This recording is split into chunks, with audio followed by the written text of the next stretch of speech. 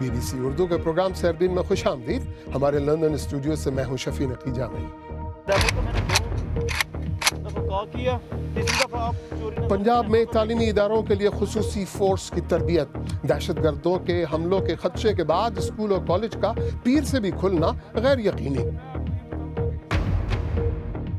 اقوام متحدہ کے تحت شام پر امن مذاکرات آج سے جنیوا میں آغاز، لیکن صدر بشار الاسد کے مخالفین کا ان کی نمائندگی تک پر اختلاف اور بائیکاٹ کی دھمکیاں. اور آج جمعہ ہے. ہفتے وار ٹیکنالوجی بلیٹن کلک میں دیکھیے گا دوڑ کا مقابلہ ڈرونز کے درمیان.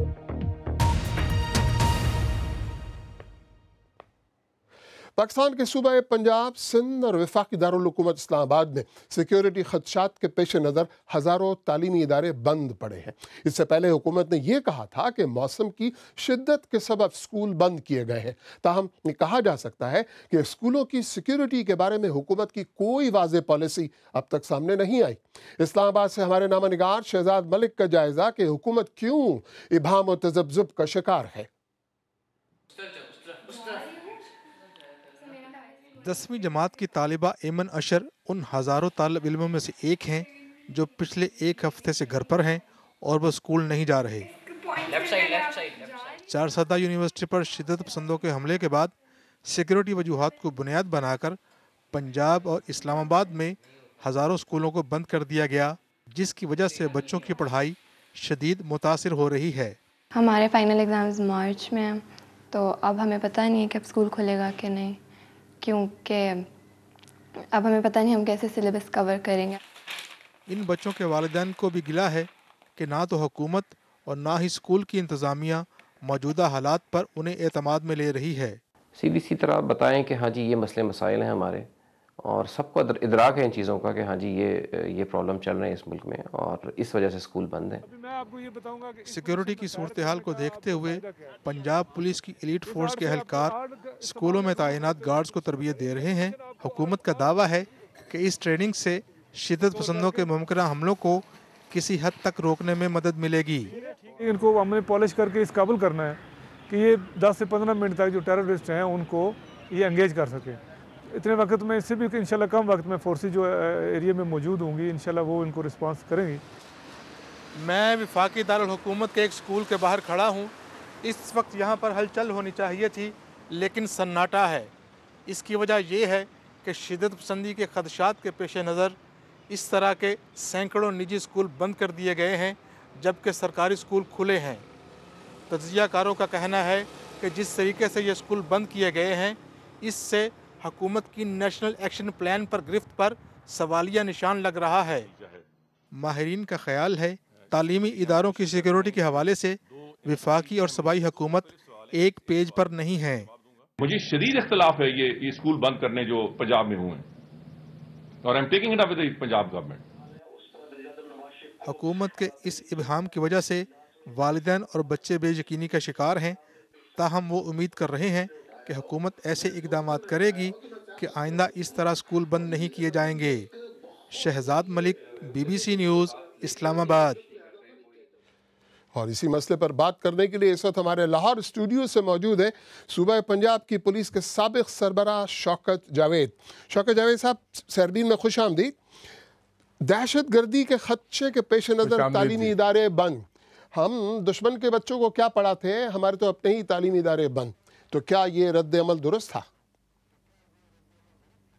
یہ بالکل میرے خیال میں یہ بالکل درست اور دانشمندانہ فیصلہ نہیں ہے، اور میں سمجھتا ہوں کہ جو جنگ پاکستان کی فوج ضرب عضب اور دیگر اپنے اقدامات کی وجہ سے ہم جیت رہے ہیں، وہ نفسیاتی طور پر ہم اس اقدام کی وجہ سے اس کو ہار رہے ہیں. تو یہ اقدام میں کسی بھی صورت میں اس کو میں اپروو نہیں کرتا. تو کیا کہیں گے آپ، کیا ہونا کیا چاہیے تھا؟ تعلیمی ادارے بند کیے بغیر دہشت گردی کو کیسے روکا جا سکتا ہے؟ تدارک.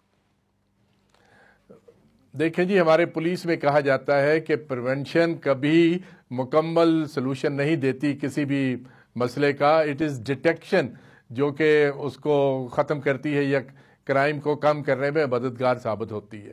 تو اسی طرح سے دہشت گردی کو بھی ڈیٹیکشن کے ساتھ ان کے نیٹ ورک توڑنے پر اور ان جگہوں پر کام کرنے سے جہاں سے ان کو مین پاور میسر ہوتی ہے، جہاں سے ان کو ریسورسز ملتے ہیں، ان ساروں پہ کام کرنا چاہیے. ٹیرر فنانسنگ کو روکنا چاہیے، مین پاور کی اویلیبلٹی کو روکنا چاہیے، مدارس کے ریفارمز کرنے چاہیے، کرمنل جسٹس سسٹم کا ریفارم کرنا چاہیے اور ان کو سزائیں دینی چاہیے. یہ ایک کمپریہنسو پلان ہے جو حکومت نے لانچ بھی کیا ہوا ہے، لیکن انفارچونیٹلی اس پر اس طریقے سے کام نہیں ہو رہا جس طرح سے اس پر کام ہونا چاہیے.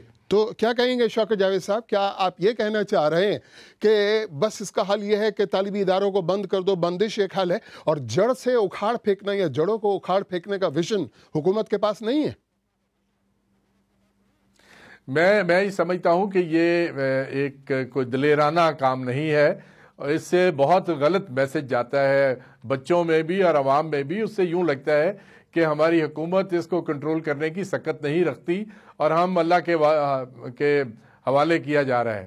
تو یہ کوئی اچھا دانشمندانہ فیصلہ نہیں ہے. میں سمجھتا ہوں ان کو فوری طور پر تعلیمی اداروں کو کھولنا چاہیے اور فرنٹلی ان کو لینا چاہیے. میں نے جن دیگر اقدامات کی طرف اشارہ کیا ہے، ان اقدامات کی طرف کام کرنے کی ضرورت ہے اور فوری طور پر ضرورت ہے. نیکٹا کو فعال بنایا جائے، ٹیرر فنانسنگ کو روکا جائے، جو مین پاور ملتی ہے ان کو اس کی روک تھام کی جائے کہ یہ کہاں سے جاتی ہے. سب سے بڑی بات ہے کاؤنٹر نیریٹو ڈیولپ کیا جائے اور کاؤنٹر نیریٹو کو ڈسیمینیٹ کیا جائے لوگوں کے اندر کہ یہ جو باتیں دہشت گرد کر رہے ہیں وہ دہشت گرد ٹھیک نہیں کر رہے اور وہ غلط بات کر رہے ہیں. ہمارے رسول کریم پر جو سب سے پہلی وحی آئی وہ بھی اقرا تھی، اور ہم اقرا کو اور قلم کو کس طرح سے بند کر سکتے ہیں؟ یہ تو کوئی اچھا کام نہیں ہے. شوکت جاوید صاحب، کاش میرے پاس اور وقت ہوتا. بہت بہت شکریہ. اور اسکولوں کو بند کیے جانے پر ہمارے سوشل میڈیا کے صفحات پر بھی خوب بحث جاری ہے. راشد طاہر نے لکھا کہ 100% درست فیصلہ، حکومت اسکولوں کو تحفظ فراہم کرنے کے لیے ہر ممکن اقدامات کر رہی ہے. سمیر خان وزیر نے کہا کہ بالکل غلط فیصلہ ہے، دہشت گردوں کو شکست دینا ضروری ہے، ہم کب تک اسکول بند رکھیں گے؟ نب کے خیال محمد قریشی کہتے ہیں آج اسکول بند، کل سرکاری ادارے بند ہو جائیں گے، کیا ہم دہشت گردوں کے خوف سے معمولات زندگی بند کر دیں گے؟ اور اب ایک نظر دیگر اہم موضوعات پر. شام میں جاری خانہ جنگی کے خاتمے کے لیے اقوام متحدہ کی زیر نگرانی جنیوا میں امن مذاکرات شروع ہونے ہیں، لیکن یہ ابھی تک واضح نہیں کہ ان مذاکرات میں کون سے دھڑے شریک ہوں گے. اس سے قبل اپوزیشن کے بعض دھڑوں نے ان مذاکرات میں شریک نہ ہونے کا اعلان کیا تھا. تفصیل کے ساتھ عادل شاہ سے. جنگ میں کسی ایک فریق کی واضح برتری کے بغیر امن مشکل سے ہی قائم ہوتا ہے. گزشتہ برس سے صدر بشار الاسد کے مخالفین پر روس کے فضائی حملوں نے انہیں فائدہ تو پہنچایا، لیکن صدر اسد اب بھی اپنے مخالفین پر واضح برتری حاصل کرنے میں ناکام رہے. حال ہی میں صدر اسد کی فوج نے لتاکیہ صوبے سمیت کئی علاقوں کا کنٹرول دوبارہ حاصل کیا ہے، لیکن ان کے مخالفین، جن میں مغربی اور عرب ممالک کے حمایت یافتہ گروپوں سمیت شدت پسند تنظیم دولت اسلامیہ بھی شامل ہے، ابھی تک ایک وسیع علاقے پر اپنا کنٹرول برقرار رکھنے میں کامیاب ہوئے ہیں. جنیوا میں ہونے والے امن مذاکرات میں کون شامل ہوگا؟ شامی حکومت نے تو اپنا وفد بھیجنے کا اعلان کیا ہے، لیکن صدر اسد کے مخالفین، جنہیں الگ الگ ممالک کی حمایت حاصل ہے، اس معاملے پر کئی دھڑوں میں بٹے ہوئے ہیں. کئی ایک دھڑوں نے ان مذاکرات کے بائیکاٹ کا اعلان کیا ہے. ترکی ان مذاکرات میں کرد دھڑوں کو شامل کرنے پر ناراض ہے، لیکن وہ امید کر رہے ہیں کہ شامی اپوزیشن ان مذاکرات میں حصہ لے گی. سعودی عرب، روس اور شامی حکومت کا ان مذاکرات کے بارے میں اپنا اپنا موقف ہے. شام کے مسئلے کے تمام بڑے فریق آپس میں متفق نہیں. ان کا آپس میں آمنے سامنے بیٹھ کر شام میں قیام امن پر متفق ہونے میں شاید ابھی طویل وقت لگے گا. عادل شاہ زیب، BBC نیوز. سعودی عرب میں حکام کا کہنا ہے کہ ملک کے مشرقی قصبے محاسین میں جمعے کی نماز کے دوران ایک شیعہ مسجد پر ہونے والے حملے میں 3 افراد ہلاک ہوئے ہیں. ایک عینی شاہد کے بقول مسجد میں موجود کچھ افراد ایک خودکش حملہ آور کو دھماکہ کرنے سے روکنے میں کامیاب ہوئے، جس سے بڑے جانی نقصان سے بچا جا سکا. अमेरिका में रिपब्लिकन पार्टी के सदारती उम्मीदवारों ने अपने हरीफ डोनाल्ड ट्रंप के रियासत आयोवा में मुनक्किद होने वाले आखिरी रिपब्लिकन मुबाहिसे में हिस्सा न लेने के सबब उन पर सख्त तनकीद की है। ट्रंप ने मुबाहिसे की मेजबान पर मुनसिफाना सलूक न करने का इल्जाम लगाकर बैकआउट का ऐलान किया था। साबिक ऑस्ट्रेलियाई क्रिकेट स्टार शेन वॉर्न ने पैसों की खुदबुर्द के इल्जामात के बाद अपने चैरिटी शेन वॉर्न फाउंडेशन को बंद करने का ऐलान किया है, लेकिन उन्होंने ऐसे इल्जामात की तरदीद की कि उनकी तंजीम ने जमाशुदा चंदे का सिर्फ 16% खर्च किया है। BBC उर्दू के प्रोग्राम से अरबीन में आगे चलकर देखिएगा, लीबिया में सरकारी फौजें कितने महाजों पर बरसरे पैकार हैं। और टेक्नोलॉजी बुलेटिन क्लिक में देखिएगा, मुकाबला कंप्यूटर और शतरंज से भी ज्यादा पेचीदा खेल के दीवानों के दरमियान।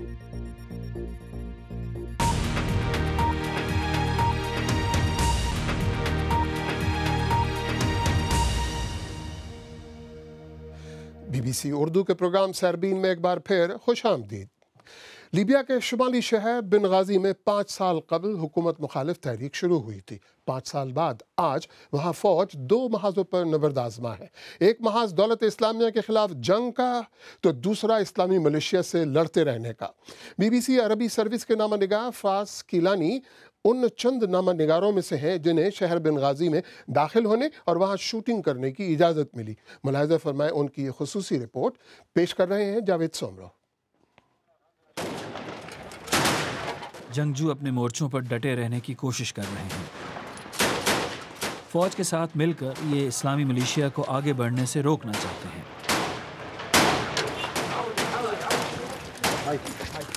मुझ समेत चंद सहाफ़ियों को इन फ्रंट लाइन्स तक जाने की इजाज़त मिली है। इन जंगजुओं के तहफ़्फ़ुज़ के बगैर यहाँ तक पहुँचना नामुमकिन है। यही वो शहर है जहाँ 5 बरस कबल हुकूमत मुखालिफ तहरीक शुरू हुई थी। अब इसका हाल देखिए, पूरे का पूरा इलाका तबाह हो गया है और हज़ारों अफराद अपने घर बार छोड़कर जा चुके हैं। शहर के बेशतर हिस्से पर अभी भी फ़ौज का कंट्रोल है,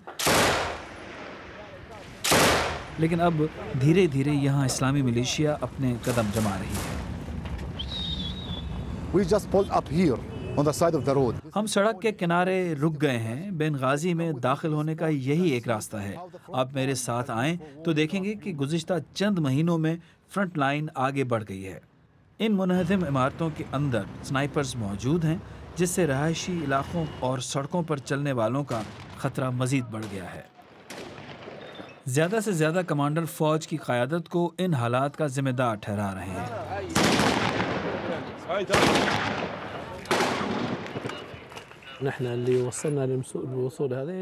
सियासी तनाज़ात ने हमें इन हालात पर ला खड़ा किया है। फ्रंट लाइन कमांडरों, फौजी क़यादत और सियासतदानों के दरमियान गहरे इख्तलाफात हैं।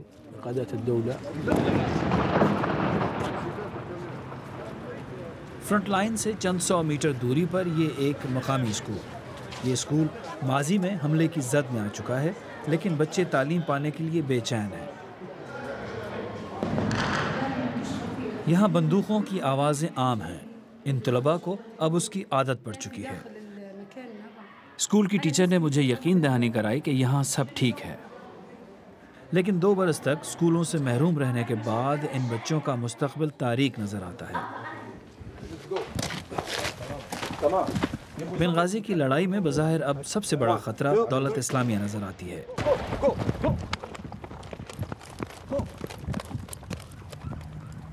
शहर के वाहिद दाखिली रास्ते से हमने दौलत इस्लामिया के परचम देखे।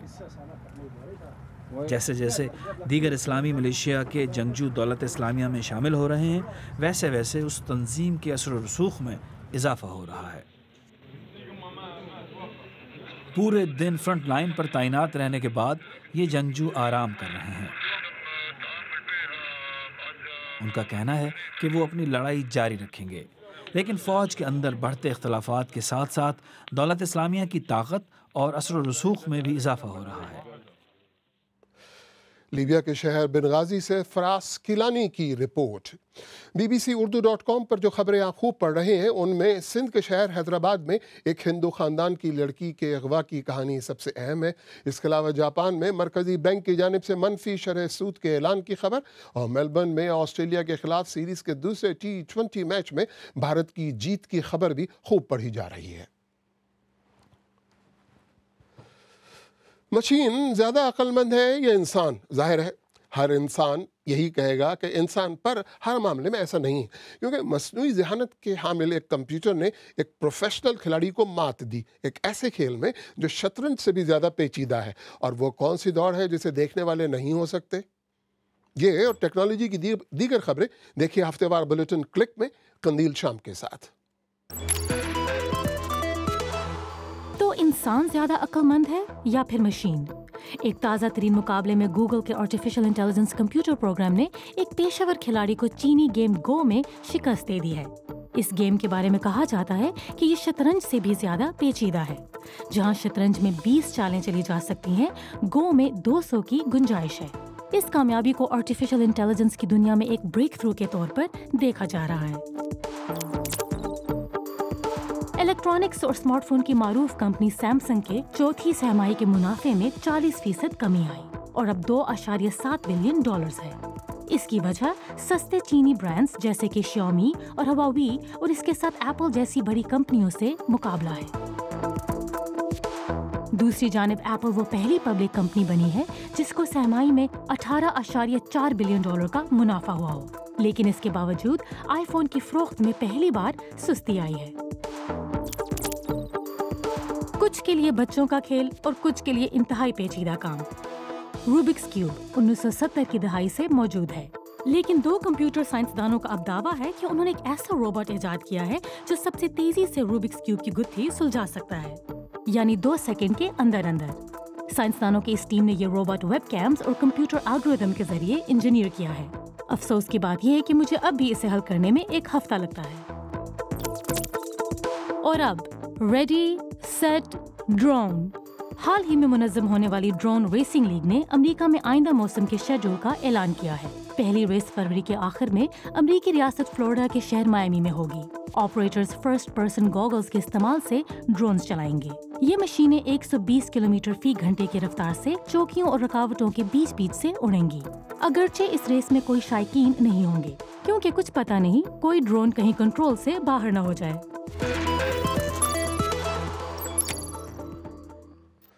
اگر آپ چاہیں تو مجھ سے اور ہماری ٹیم کے دیگر ساتھیوں سے ٹویٹر پہ بھی رابطہ کر سکتے ہیں۔ میرا ٹویٹر ہینڈل ہے @شفیع_نقی جامعی۔ اس کے ساتھ ہی صاحبین اختتام کو پہنچا۔ مجھے پوری ٹیم سمیت اجازت دیجیے۔ خدا حافظ۔